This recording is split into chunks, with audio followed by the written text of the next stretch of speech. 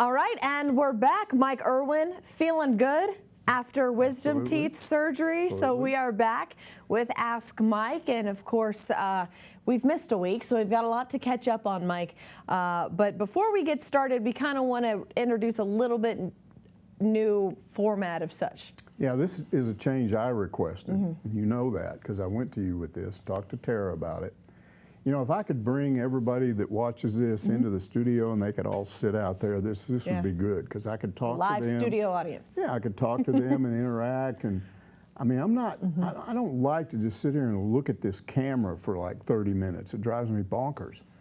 So what I requested was that you take a more active role and Tara take a more active role, not just sit there and, okay, it's time for me to ask a question now. So we tried that out last week, and I thought it was a lot better. We were more interactive. You were reacting to some of the answers that I gave your own thoughts at time. I'm still going to be here to answer the questions, but I just need feedback. I'm not going to look at that camera for 30 or 45 minutes. It drives me bonkers. More of a little bit more of a conversation. Yeah, like a conversation. Yeah. So that's the change. And you just had your wisdom teeth taken out, so we don't want you to talk too much. Give that jaw a little bit of a rest there, right? It's hurting a little bit over on this side.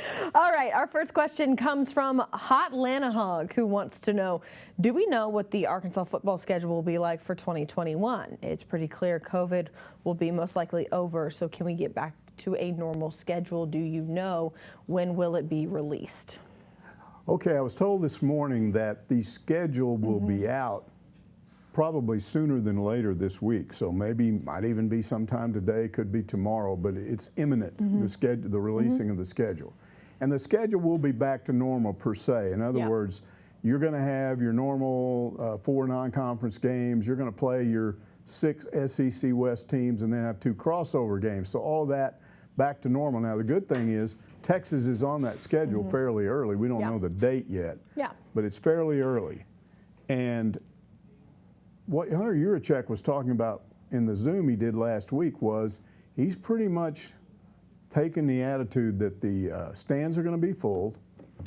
And if that's true and they've got COVID under control because of the vaccination and everything, you could have a record crowd for that Texas game. You combine the fact that people were frustrated because they didn't get to, a lot of them didn't get to go to the games last year. Then you've got the reaction to Sam Pittman and his staff and what happened last year with the idea they'll be better this year, and then playing Texas that early, you could get a record crowd in there, 77, 78,000. I don't know. A lot of it will depend on how much, what percentage of the population in Arkansas or Razorback fans take that vaccination, because there's still a lot of people don't want it. And so from what I'm reading, if you only get about half participation, then COVID's still going to be around. So, question. And I just thought of this, and it plays, I'm sorry. For example, you saw the NFL right now is giving free tickets to first responders, healthcare workers who have been vaccinated. That's the incentive. Get vaccinated, we're going to give you a free ticket to the Super Bowl. Could you, not saying you'd get a discount or whatever, but universities could say you get a ticket only if you're vaccinated. Could you do that? I don't know. We don't know what's going to happen here, but this is what I could foresee happening. I could foresee, because the state of Arkansas controls what percentage of that you can fill up in the stadium. We saw that this past fall. So if the governor says, well, we'll allow a full stadium, we'll allow 78,000 people there, but they all have to have proof. If we're going to cram that many people together, we have to have proof that they're not going to be giving each other COVID and that they've all taken the vaccine or they've all had it or whatever. That's possible, but I can't sit here now and say they'll do that. I don't know what's going to happen. But it could come down to the fact that if you want to go to the games, the way you get in is to produce the vaccination card. I'm not trying to say it will be, but it's possible. Yeah. You know, sometimes I cheat. I might be one of those people who, before I go to a concert, I like to look at the set list before I go. And there is a website, this fbschedules.com, that has the schedules out. And obviously your SEC schedules are to be determined. But right now they have Rice September 4th, Texas September 11th, Georgia Southern September 18th, and then UAPB Saturday, October 23rd. Those are set dates. So you can kind of cheat And then with the schedule, and then they fill in the SEC I think the reason ones. they haven't released the schedule is the SEC hasn't released theirs yet. Right. And when they do that, then they can add that onto what you just read, and then we have our schedule. Yeah, but yeah, as you mentioned, Texas maybe second week of the Right. season, if you want to go cheat. Hotlanta Hog and go look that up. All right. Our second question comes from Hang 10 Hog that says, in your time on the Hill covering football for the Hogs, 1, who was the best recruiter as a head coach? 2, who developed talent the best? 3, if you could sit for an evening over dinner and drinks, which head coach would you choose? And 4, outside of football, who was your favorite coach of any sport? Man, he is getting his money's worth. Yeah, I got to keep up with all those. Best recruiter, I got to go with Frank Broyles, and here's why. Now, listen, I don't know if you ever knew what the half houses were. Do you know what the half houses were? Oh, isn't that the transition house in between? No. That's a halfway house. Wait. That's a halfway house. The half houses were these 2 little gray buildings that one sat to the south of the home stands and one sat to the south of the visitor stands, or the east side. And they were little, I don't know, 20 by 20 buildings or whatever, and they looked real depressing. That was your locker room for game day. Really? You compare, look at Arkansas's game day locker room now. You go in there, it's like you're on a spaceship. You know, it's unbelievable. And so I can see why you can recruit when you have all these facilities Arkansas has now. Frank Broyles in the 60s recruited with crap facilities. I am telling you, I grew up close to Lubbock and went to Texas Tech games. They had better facilities than Arkansas does, and they were Texas Tech. They weren't Arkansas. They didn't have anywhere near Arkansas success in the 60s. I think I read somewhere years ago that Arkansas was number 3 in wins for the decade. They certainly were a top 5 national program. They won a national championship. They came within 2 or 3 points of winning 2 more. And they did that because they recruited. And all of the coaches on Coach Broyles' staff knew they had to recruit. And they did, and they were good at it. So not just him, but their whole staff that was the best recruiting. I also think, too, you got to point out back then in the 60s, you weren't doing virtual visits. You weren't doing online Twitter stuff. I mean, it was word of mouth. Take our word for it. We promise you'll like it at Arkansas. So the coaches were selling the football program. They did a good job of it. Now, the best developer of talent, I got to shift gears a little bit and go to the guy that replaced Frank Broyles, Lou Holtz. Didn't much care for Lou as far as somebody you had to cover because he was hard to get along with, but you can't argue with his ability to develop players. And the best example of that is Frank has this 5-5-1 team in 1976. The same guys basically come back the next year under Lou, and they go 11-1. It's one of the best teams Arkansas has ever had. Probably deserved to be a national champion that year. Just didn't get voted in the polls. And that was developing players. That was Lou and his staff developing those players, and those players getting better. So I'd go with Lou Holtz as the best developer of talent. And then the guy I'd rather sit down and have a meal with, I already did that. It was Norm DeBryan. That's so cool. And I was at Waterbury, Connecticut at an NCAA regional. Yeah. You would never have a regional now at Waterbury. That shows you how everything's changed. That was a little one-horse town, old place. One day I just went out walking around and found this graveyard, and there was tombstones that said like 1640.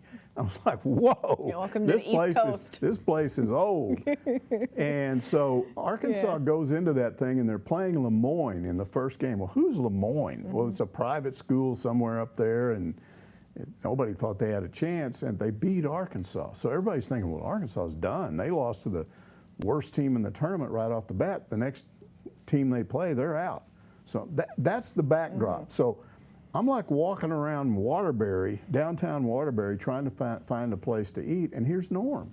He's like walking up the side, hey, you know, and so he goes, I'll buy you a pizza. Let's go in there and eat a pizza. And I'm going, I'm not supposed to socialize with the coaches in my job. You know, it's kind of a rule back then. He said, not telling anybody. Let's just go in here. We're not going to talk sports. So we go in this pizza place. This local guy told me this place is great. And it was great pizza. And we had drinks, and we were laughing and mostly talking about Frank Broyles. He told great Frank Broyles stories that nobody else would know about. So I like talking to Norm. So that was sitting down and having a meal with Norm, and he's still a guy, if you asked me today, who would you like to go out and eat? It would be Norm, because he's a great guy, and he and I are a lot alike. We kind of relate to the same things. So that would be the guy I would eat with. Now, the favorite ex-Razorback coach or current coach or whatever, it's got to be Nolan. Yeah. Nolan was just so unusual, and I've never been able to adequately explain Nolan to people that weren't around him a lot. When you have a conversation with him, he talks about things and he makes you think about things that you never thought about before and look at issues the way you never looked at them before, because he's got this really odd way of looking at things which turn out to be, Pretty that makes insightful, sense. yeah. And plus, he's a great storyteller. Yeah. He tells all these stories. I can't tell most of them because can't tell them on the air, but told a story about a time Frank brought a play to him that he'd drawn up, and it was hilarious. You just can't tell that story, but I miss Nolan.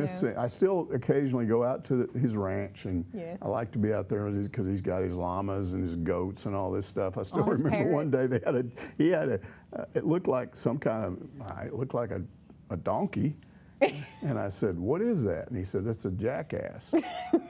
And I said, "Is his name Frank?" Because I knew Nolan didn't like Frank at the time. And he said, "No, I didn't do that. I didn't give him a name. He doesn't have a name. He's just a jackass." And I said, "Well, is there really a jackass, or is it just a donkey?" He said, "No, that's a technical term. It's a jackass." So I guess it is. I don't know.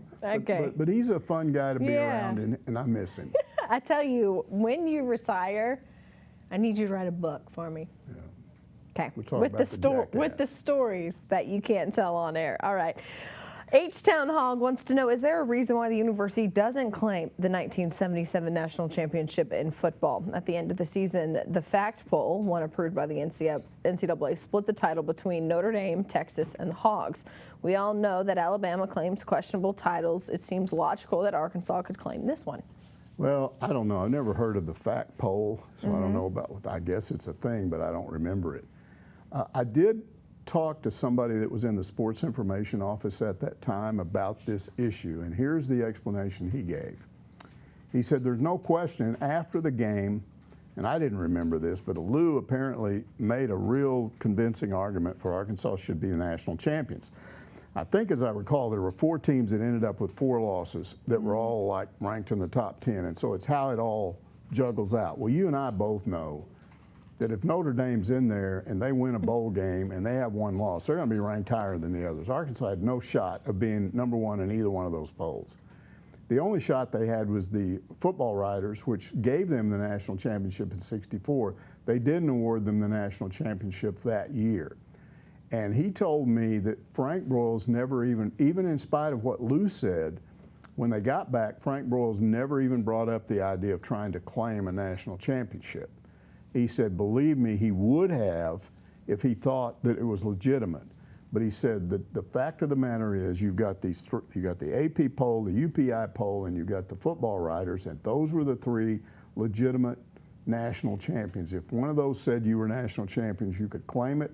He said Arkansas didn't get any of those, so they didn't claim it. Besides, who would want to be like Alabama and be cheesy? I mean, they already won 1 million national titles anyway. Why claim some that are questionable? That just seems dopey. Yeah. So that's why. Yeah. All right, Snout Team says, what are, now that we are just a little over halfway through the basketball season, what grade would you give this team? Here we go. Offense, defense, coaching, team effort, team chemistry. Yeah, I'll help you out here. All these multiple choice things. I know. People are starting to get smart. They're too complicated, so I'm just gonna eliminate that off the bat. I'm just gonna say I'm gonna give B's in everything. B's across the board. Look, here's the thing. When you look at who they played, they've got these 4 losses. Go back and think about what the conference did to them. Okay, they play this COVID schedule, and everybody says it wasn't very tough. Okay, fine, that's not all their fault. But now you hit conference play, and who you play almost right off the bat. 4 of your first 5 games are against the best 4 teams in the league, and oh, by the way, 3 of those are on the road. Yeah, that's tough. Part of what the problem that they had is. Now, they've righted the ship a little bit. They've didn't help game 1 too against Auburn. They lost Justin Smith for a while. That's right. So they win that game, and then all of a sudden, boom, they're playing all these teams. So now they won 2 straight. Well, some people are saying, well, come on. I mean, the reason they look so good against Vanderbilt is they have a terrible defense, and that may be true. But I believed, and I told everybody in this room all along, that I thought part of what was going on with that basketball team was they had their confidence shattered, and it became a mental thing. Well, now they've gotten out of that, and I think they'll play better. Now I don't have a crystal ball. The real test for this basketball team is going to be what happens when you have to play Alabama again. What happens when you have to play LSU? What happens when you go to Missouri? I don't necessarily think they're going to beat Alabama. I think they might beat LSU. I don't know about Missouri, but if they just play better. The thing is, don't get blown out. Don't be so far behind 5 minutes into the game that you got no shot. Yeah, you're not going to win a game regardless of who you're playing. Even if it's Vanderbilt when you shoot 23% from the field, you're just not going to win that game. Right. And that's how that game was with Missouri. So you could go and steal one on the road against the Tigers. LSU is always interesting because if you go back and you look, most of the time they split the series. Yep. And they win at home and they lose on the road against LSU. So Alabama's the number 9 team in the country. They're just really good. They're just really good. But anything, it's basketball. Anything can happen. Petty could get hurt, or there could be a coach. I mean, you just have no idea. So if Arkansas gets in the NCAA tournament and wins a game, all this stuff's going to go away. It's just people who are freaking out. Now, look, I expect fans to do that. The one thing I will say about the media, and I'm not going to name anybody because I'm not trying to shame a person that's in the media, but what I noticed was when they were losing those 4 games, it was like everybody was mad at them. In the media, it's like, let's rip these guys. And then all of a sudden, they win 2, and it's like, these guys are great again. How about a little balance here? How about saying, okay, yeah, they won 2 games, but look at who they won against, and this doesn't necessarily mean they're all the way back. How about we wait and see how they finish? Yeah. So, again, I'm giving them Bs. I could have gone down to Cs, but I think they're going to end up being better than that at the end of the year. We'll see how they do this week with Ole Miss, and then, of course, on the road at Oklahoma State. All right. Hop Hog wants to know, how is Will Wade still coaching basketball? Okay, this all so started. great. Will Wade is LSU's basketball coach, and this all got started. Gee, how long has it been? 2 years, 3? I don't remember. Golly, I think 2. There was an there was a FBI investigation. It was a sting operation, and understand that they weren't trying to catch basketball coaches cheating. What they had, the information they had was that there were equipment people that worked for equipment companies, shoe companies. There were sports agents. There were people that were approaching these college basketball coaches and saying, I have influence with this player. What will you give me for delivering this player? And then what was happening was they were getting this money and they weren't reporting it as income, and that's against the law. Yeah. So the FBI was trying to catch these people cheating and send them to jail. In one of these phone calls that they wiretapped, I guess Will Wade was on there kind of talking to a guy, and he said, yeah, okay, yeah, pay him this, give him this money, blah, blah, blah. And so everybody just assumed, okay, they caught Will Wade, he's dead, he's out of they caught him dead to rights, he's fired.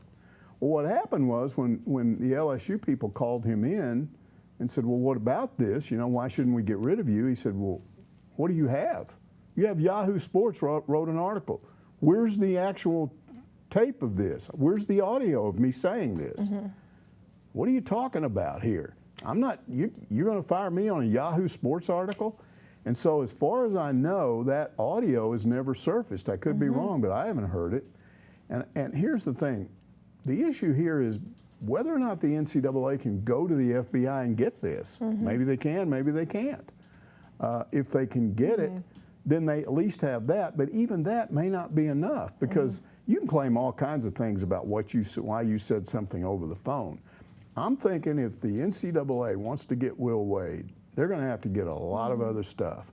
If you can use the phone call as part of a pattern of other things, then you got a shot.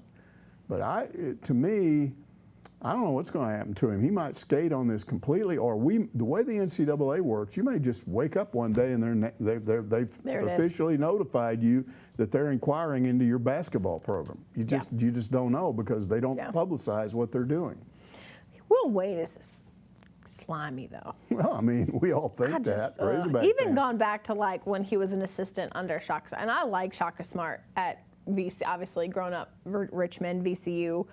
Being an assistant, I had some friends who worked for the basketball team in the offices over there at VCU. They just say Will Wade's just a weird dude. He walks around like this. Yeah, I think he was very smart Angry. in the way he handled this with LSU. Yeah. I think he dodged a bullet there. He could have just gone He's in there got and brains. confessed, no, I'm sorry, and then he's without a job. Well. I think he bluffed him is what he did. Yeah, well, it still has a job, so how about that? All right, Alabama Hunk says, I am sure you have discussed this through the years, but would you explain the reason why our basketball program with exceptional facilities, did I do this right? Wait, Yeah, there it is. there it is. Sorry, I skipped one. I'll go back to it. With exceptional facilities and fans has floundered and not been a consistent top 25 program since Coach Richardson's departure. You know, I think it starts with firing him, which was a mistake. There were a bunch of boosters mad at him because of all these things he was pushing more. That we need to have more black administrators in athletic departments. We need more black head coaches. Guess what? That was 25, 30 years ago. We have that now. Nolan was pushing for those things, and those things happened. Why boosters here were mad at him? I think they felt like it was sending a message to other black athletes, don't come to Arkansas because you have problems around here and you're not letting Nolan do enough as an associate AD and, blah, blah, blah. I don't know. They didn't like it. And they were out. Nolan told me one time, all the way back in 1990 when he went to his first, after he got back from his first Final Four, he said, I'll get fired eventually because I'm saying things they don't like. And they'll wait for me to be not so successful and then they'll get rid of him. Well, that's exactly what they did. They kind of pushed him and pushed him and pushed him, and he got angry and he reacted and he said things he shouldn't have said, and then all of a sudden he's fired. The problem there is if you're going to fire Nolan, you better find another Nolan because he had built the program up, and they didn't do that. They thought all they got, John White thought, okay, I'll go get another successful black head coach. Well, he based that on 1 year. Stan Heath had one successful year. That's not how you do it. You go look for somebody that has a track record. So Heath, he was okay, but there were questions about how he's running the program. There were some things that came up off the court. There was, questions about what's going on here, and then he wasn't winning at a high enough level, and Frank's sitting there restless. He didn't like the fact that he was forced to hire him in the first place. It wasn't his choice. He wanted the guy that's at Kansas now. Bill Self. He wanted Bill Self, and White wouldn't let him. So now he hears that he can get Billy Clyde Gillespie. Well, Billy Clyde Gillespie was winning big at A&M. So he fires Stan Heath without really being told by Gillespie, I'll take the job, and then Gillespie got offered by Kentucky, goes there. So now Frank's stuck, and he's got to have a coach, and he hires Dana Altman out of Creighton and didn't properly vet him, and Altman's this weird character that said he wanted another job and then decided he didn't want another job. He gets here, he's uncomfortable, and he finally ends up going back. So now... One day, the true story of the 24-hour Dana Altman it's pretty experiment. weird. I don't have time to tell all Well, that. one day it's got to come out. But the bottom line In the is, now John White comes back to the Board of Trustees and says, look at how Frank's messed this all up. First of all, he shouldn't have fired Stan Heath because he fired him thinking he could get this guy, and then he didn't get this guy, and then he tries to hire this guy, and he didn't get these guys. He screwed it all up. Let me make the hire. Are you serious? Let John White hire the next. You know what he did? He went to a search committee, and we got John Pelfrey. John Pelfrey was a jock who wanted to be a basketball coach. That's what he was. He was a player. Is he still at Alabama? I don't know. But he was a player trying to coach the basketball team. That's what it was. And it didn't work. And so then they go to Mike Anderson. Now, Anderson's an interesting hire. I've had people on his staff tell me that they warned him, don't go back there, because Arkansas was Anderson's dream job, and dream jobs have a way of not working out. Ask Willie Taggart. Because it's not about business anymore, it's about your heart. Emotion. And emotion. Yeah. I'll go back to Arkansas, I love it, they'll all love me. Well, what happens when they don't love you? Suddenly it's not as much fun anymore. Mike Anderson was coaching on the edge when he was at UAB, when he was at Missouri, and now at St. John's, he's got to turn that program around. He's got pressure on him right away, and he's doing a good job. But here, he got too comfortable, didn't recruit the in-state especially well, and now he's gone. So now that brings us to Musselman.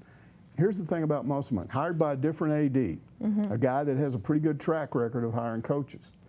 I don't know what's going to happen to Musselman. I've had people tell me, oh, he's not permanent, he's coming in here. If you look at his Look at his history. He's a 3 or 4 year guy at the most at a school, and then he's gone. I don't think they know. I don't think they're in his head.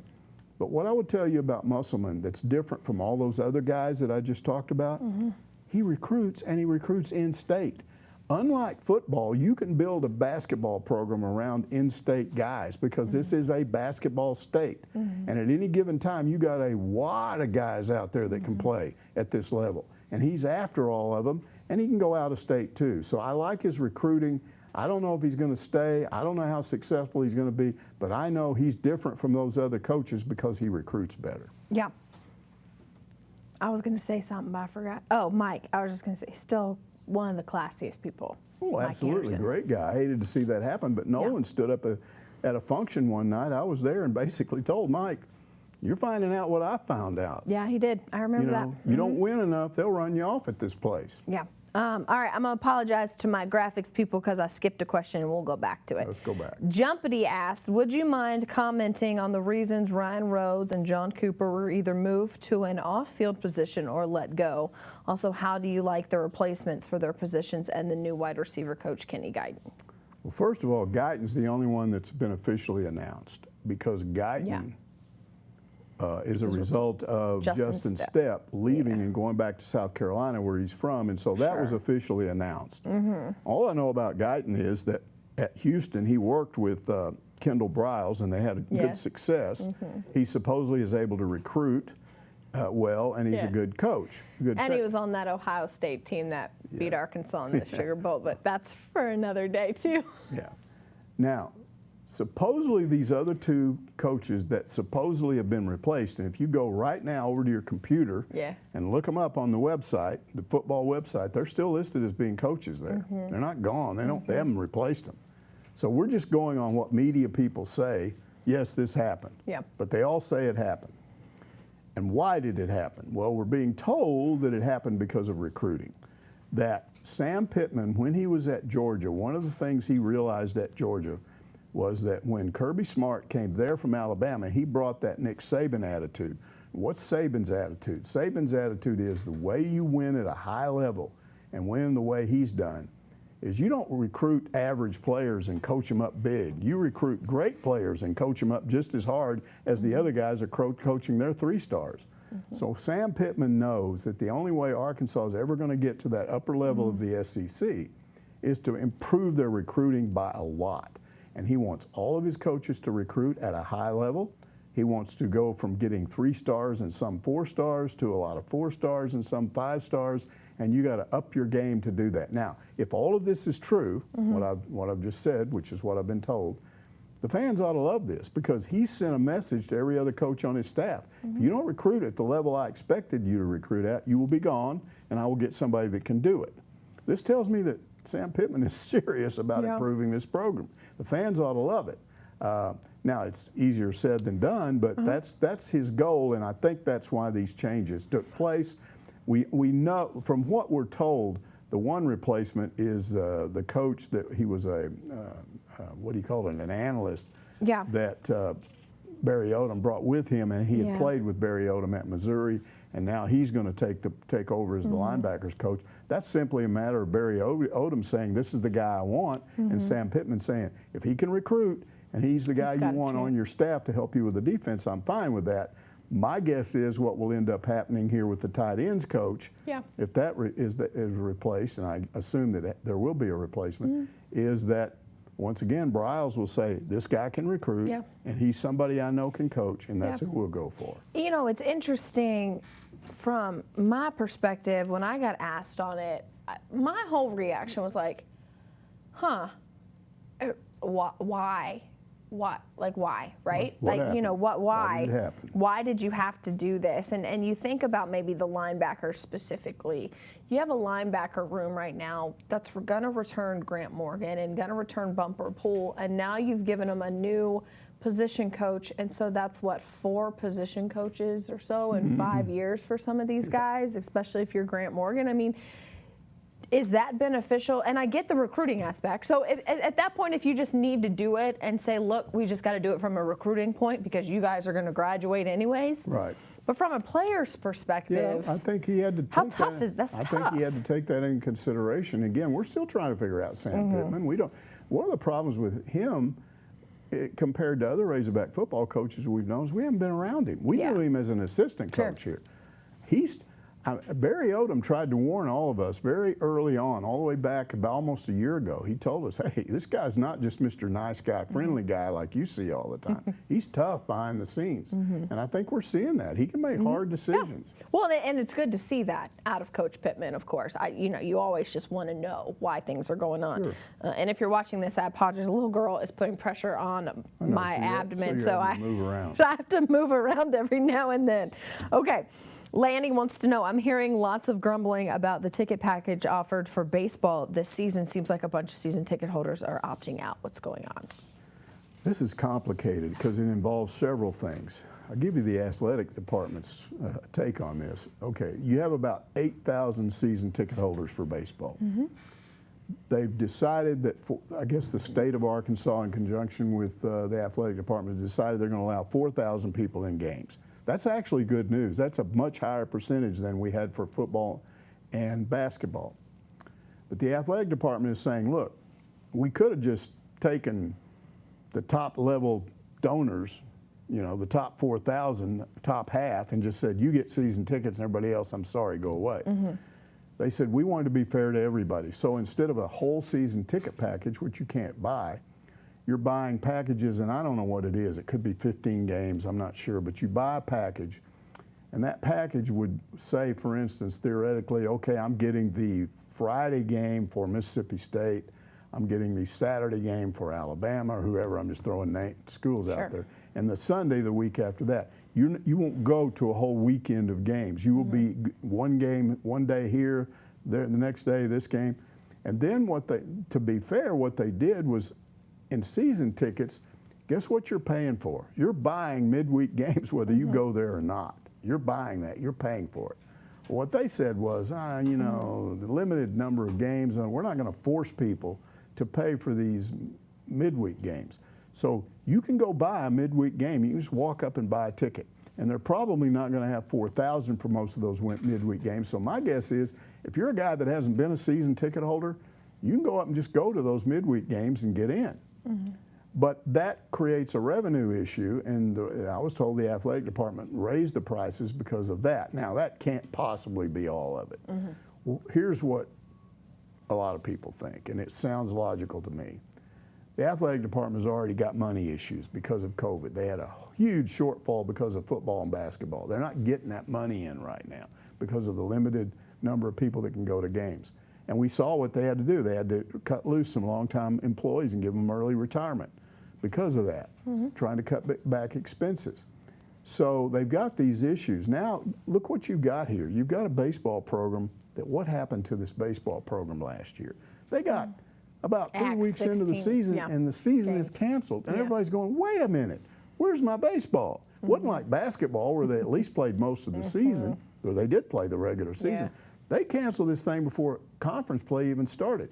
So you got all these Razorback fans out there that want baseball. So what is the athletic department? This is just me. It's supply and demand, They're basically going, hey, we can raise the prices and help get back some of this revenue we lost. Because these people want to go to games. So they up the prices. Now you can opt out. And some have already said on Facebook, I'm not going. You can opt out without any penalty. They'll give you your money back. But there's one other thing that I think is going on here. The baseball program has been at a higher level for about 5 years now. They're going to the College World Series on a semi-regular basis now. They're recruiting in the top 5, top 10 almost every year. They're in the top 10 a lot. They don't start this season. I think they're 16th. Just one. They've got an 8 rank with D1 baseball, but all the other ones are, all of them are a little bit further down, but they're right there. The product is in more demand. I've heard that there are people that haven't been season ticket holders that have been going to basketball and football games that are suddenly looking at this baseball program. This is pretty good. I may want to do that. So the athletic department knows those people are out there. Well, it's again, Alyssa, it's what you said earlier. I don't care what product you're selling. If it's suddenly in higher demand, the price will go up. That's free market economy. That's the way that works. So you get mad at the athletic department for raising these prices.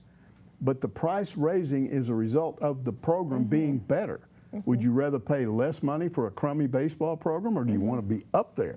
Now, the downside of this is you better stay up there if you're raising the prices, because you could raise them so high, and then the program, if Dave Van Horn retires or something and goes back down, then all of a sudden you got a bunch of empty seats. Yeah. But they can't worry about that right now. Sure. They need to make money off this baseball program. It's just hard when, baseball is such a different sport than basketball and football, and you have loyal fans who have been watching this baseball program for years and years and years and years, even when, the baseball team wasn't getting as much of attention and wasn't, where they are right now. And they feel slighted and hurt a little bit by the university. And again, you can't do anything about it, and you can't fault the university for it, but you still do feel for these people who have, that's what they look forward to, and now they feel like. To me, it's just the price of your program getting better. Yeah, it is.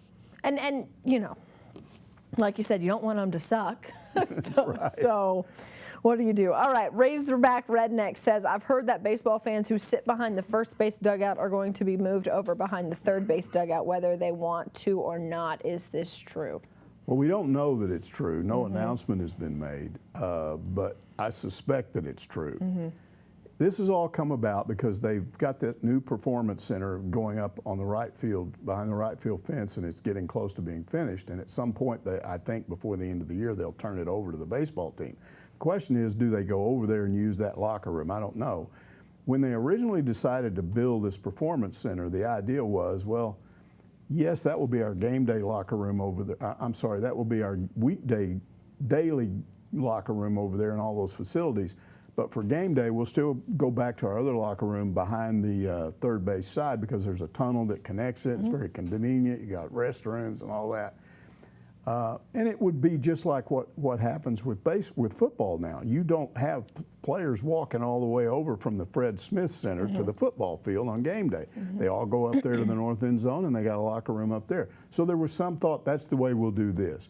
But when they thought about it, they said, nah, we're not going to do that. It's a much shorter distance. We'll just build a tunnel down the first base concourse and hook it into that first base dugout, which they did at some expense.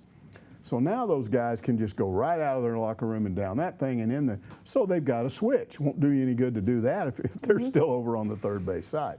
So now what do you do with all those fans that for years have sat behind the third base dugout because they want to be behind the team? They want to be right there when Dave Van Horn yells at somebody. They want to be able to lean over and high five a player, and sometimes they even lean over and talk to players. You can't say to them, well, we changed everything up and they're going over there, but you got to stay here. They didn't cause this. So my guess is they're going to tell those fans, yes, if you want to move, we'll let you move, and most probably will. Now, what do you do with the people on the other side? You switch them over? Yes, but why would they not want to switch? Now, there's a lot of reasons for that. Let's say I'm sitting over there and I've always wanted to sit behind the home team, and I'm thinking, oh, I get to do that now. No, not really. Just because we switched this doesn't mean you've hit the lottery. Some of them, it's that. They were hoping, okay, if they switch over here now, they'll be over here by us. Some of those fans like it over. Now, if I were a fan paying money to get in, I would rather be behind the visitors' dugout because I want to yell at the other coach and yell at their players. That's my personality. Sure. So there may be some that are fine with being over there, and then when you switch, they'll still be behind the other dugout, and they'll still yell at those guys. But what I'm seeing on social media that I read is a lot of those people don't want to sit in the sun. When you get over on that side, the sun, as it goes across the sky and it gets later in the day, especially these SEC games late in the season, it'll 4 or 5 o'clock, 6 o'clock, you're still looking straight into the sun, and they don't want that. I don't know. That would be my reason to stay, is I would be in the sun longer and not be so cold in the shade all the time. So it's both ways. But and again, I want to go back and say they haven't said what they're going to do, but I think they're going to move everybody, at least the ones that want to move. And the ones that don't want to move, I think, are going to have to move anyway in order for them to get the proper number of seats over on the other side from those people that want to move with the team. Yeah. It'll be interesting to see how all of that, juggles out, because that's not something you'd have to think about with any other sport. All right. All right, question. If you missed Ask Mike last week because you had your wisdom teeth cut out, how are you feeling, Mikey? You know, most of the people my age that I know had their wisdom teeth taken out about 30 or 40 years ago, and apparently it was a much bigger deal then than it is now. I was thinking that, I mean, I was listening to all these people, it was like, it's going to be horrible, you know, you're going to have all this pain, you know, this dry socket thing that drives you crazy and all this. I had a really good oral surgeon. I had bleeding for about 4 or 5 hours where you had to chomp on the gauze and then it just stopped, so I was okay. Never had a lot of pain. They give you a thing these days that will last 72 hours, and I'm going to tell you, if you're going to go have oral surgery, do that because it's worth the money. It lasted at least 3 full days. It was the 4th day until I finally started feeling a little pain. So then I would take Tylenol, extra strength Tylenol, and it works. So it's been pretty much hassle-free. Yeah. So I'm lucky. That's good. See, this is what I was curious about. What's your diet been like? Because when you left on Sunday before your surgery, I said, have fun eating all the mashed potatoes, all the ice cream, the yogurt, and you said you didn't want any of that. So what have you been eating? Just normal food. I just chew in the front. I've lived on mashed potatoes. I just use the front part. I just didn't chomp on those areas where my jaw is. I mean, you can do that. You can learn to do it. Yeah. All right. I was just checking. Make sure you're eating. Checking on you. All right. That's going to do it for Ask Mike this week. Thanks so much again. Remember, if you have a question, just head on over to hogville.net. You can ask it on the Ask Mike form. For Mike Irwin, I'm Melissa Orange, and we'll see you next week.